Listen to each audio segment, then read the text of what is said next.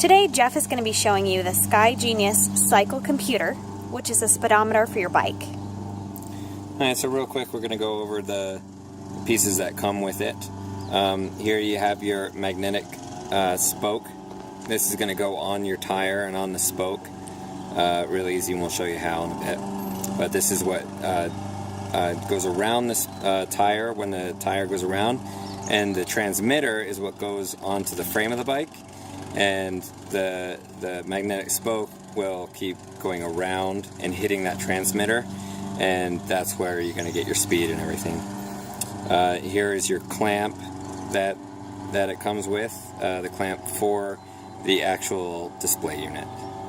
So next we're gonna go through the setup. It's pretty easy. We'll go through the setup of the display unit. Okay, so once you have the battery in, if it came separate, if it comes in, oh, it just fell. But if it comes with the battery in, make sure you take it out. There may be a cover on it. You'll need to peel off so that the battery actually works.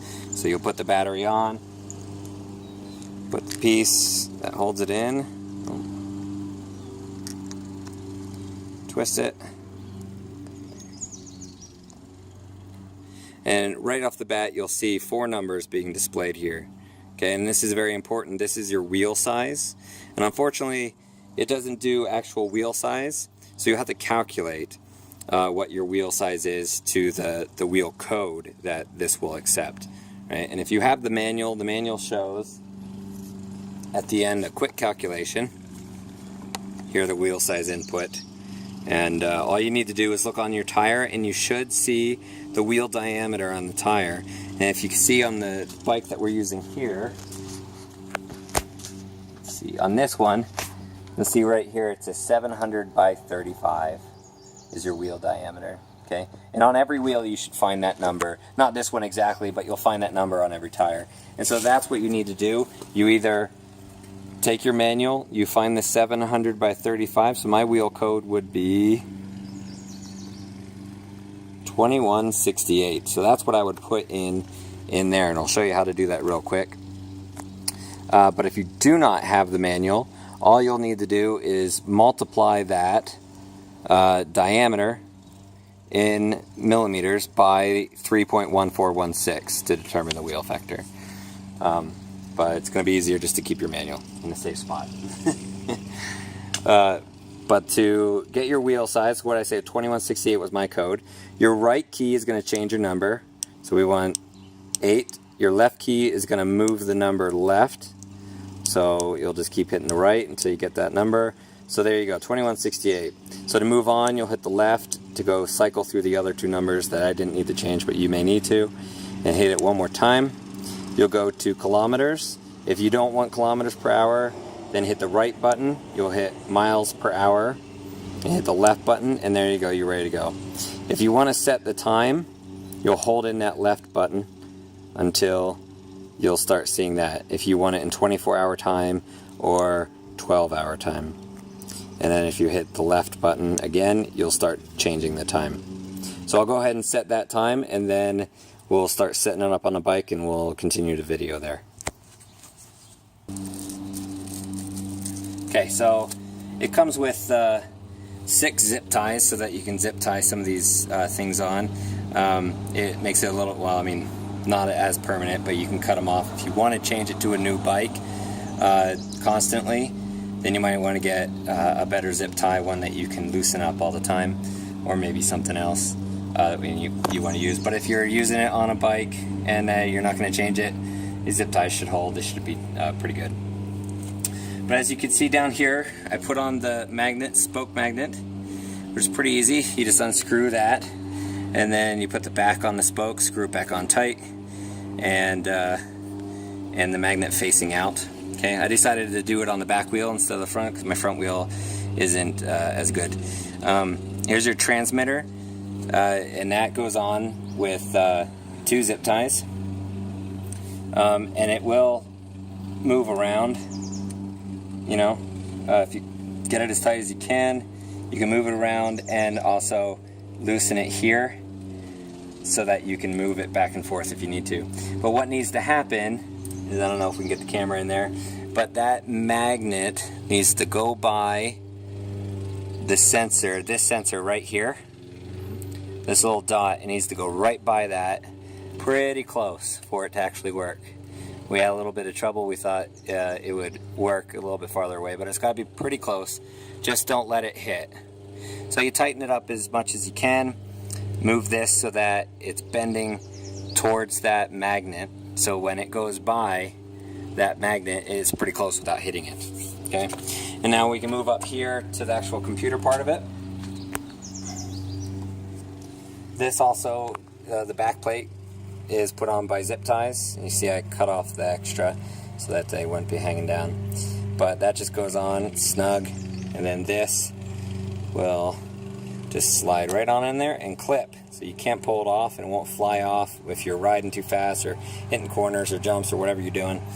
And to get it off, you come on down here at the bottom, there's a little clip. You just push that down and then it'll come right on out.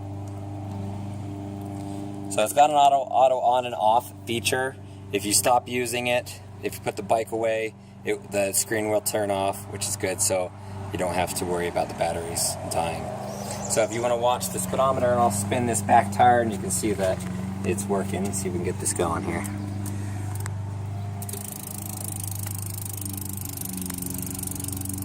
Let's see. I move that sensor, it might not be close enough here.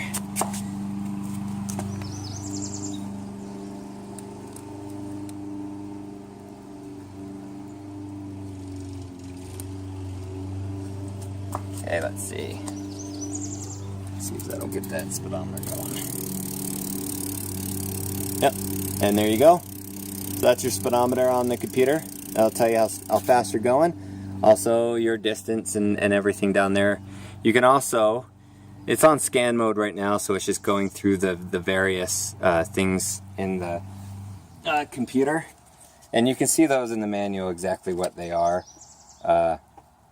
But we can go over, they do Speedometer Mode, which is the first one. So there's your Speedometer Mode. Okay, oops, I'm going backwards here.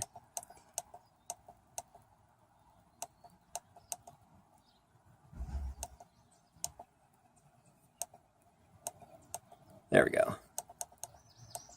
So, I was just on, there we go. It was scan. I was getting confused. Okay, so there's your odometer mode. Okay. And your trip meter. So it shows you how far you've gone over the lifetime unless you reset it. Your maximum speed and your average speed if you're going on a long trip. And then your trip meter. So that gives you your time you spent on your trip that you did. And scan, like we had it before, scan right here, that'll just constantly go through each one, see how it changes. So if you just want to have it constantly go through without having to click the button, you can put it on scan and it'll constantly do that for you. So there's the SkyGenius cycle computer and how you set it up and put it on your bike. It's pretty simple. Just make sure that you get that sensor and that magnet real close together without it touching. And that's probably where your problem's going to be if you're not getting your speed to show up on your computer. It's just not close enough. So there you go. Okay, and just a note, so again, the distance that it says in the manual, the distance that you need to be to the magnet there, they're referring to the lean of this, so it actually can lean in closer. So that's where we got, because obviously we are far over, we're right on top of it. Our problem was just the amount that we were leaning towards that magnet there. So, which you could show, we see when Jeff was adjusting it, that's pretty close. Another note for these is that it comes with 2 3-volt batteries. So you need 1 3-volt in this one and 1 down here in this piece. Note that these pieces, those batteries are not rechargeable, and there's not a solar power function. So you will have to replace, when your batteries begin to die, you will be looking at replacing 2 3-volt batteries.